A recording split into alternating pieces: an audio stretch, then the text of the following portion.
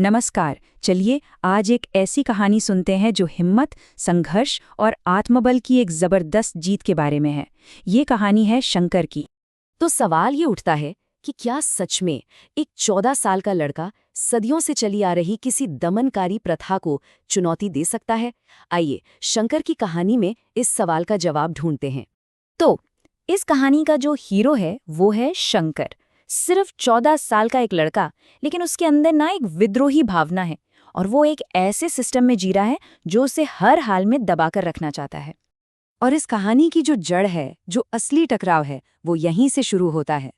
समाज दो हिस्सों में बटा था, एक तरफ उच्च वर्ग और दूसरी तरफ निम्न वर्ग, और इन दोनों के बीच एक बहुत ही गहरी खाई थी।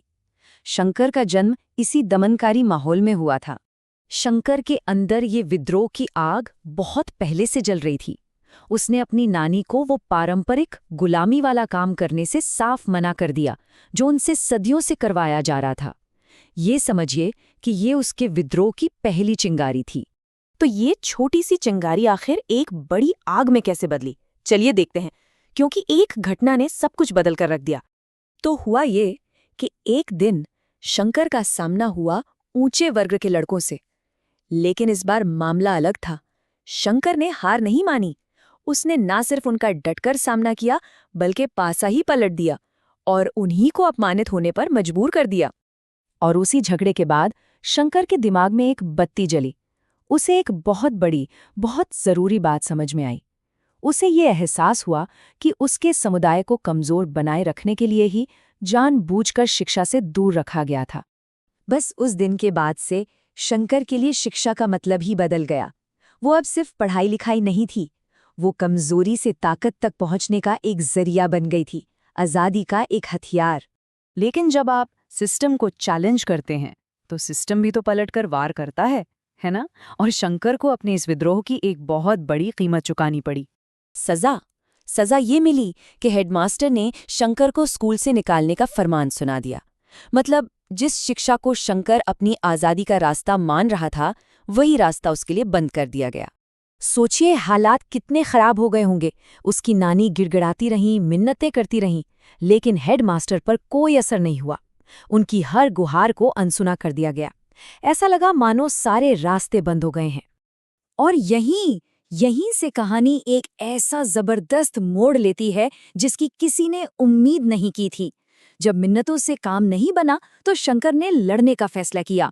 उसने अपने अंदर की एक ऐसी ताकत जगाई जो किसी भी नियम कानून से कहीं ज्यादा बड़ी थी। ये ताकत थी आत्मबल की, मतलब अंदर की हिम्मत, आत्मविश्वास या कहिए सेल्फ विल की। यही वो शक्ति थी जिसने शंकर को हारने नहीं दिया और आखिरी लड़ाई के लिए तैयार किया। और फिर शंकर ने जो किया वो किसी ने सोचा भी नहीं था।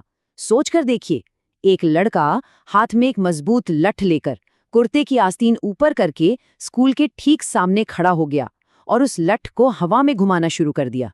बच्चे, मास्टर सब देखकर सहम गए। ये एक लड़के का अकेला विरोध था। शंकर का ये रूप देखकर, उसका ये अटल इरादा देखकर आखिरकार हेडमास्टर का दिल पिघल ही गया। उन्हें समझ आ गया कि ये सिर्फ एक बच्चे का गुस्सा नहीं है, बल्कि ये न्याय के लिए एक दृढ़ संकल्प है। तो इतने बड़े संघर्ष के बाद हुआ क्या? कहाँ तक ले गई शंकर को उसकी ये लड़ाई? चलिए देखते हैं। सबसे पहली और सबसे बड़ी जीत तो ये थी कि हेडमास्टर ने अपना ऑर्डर वापस ले लिया।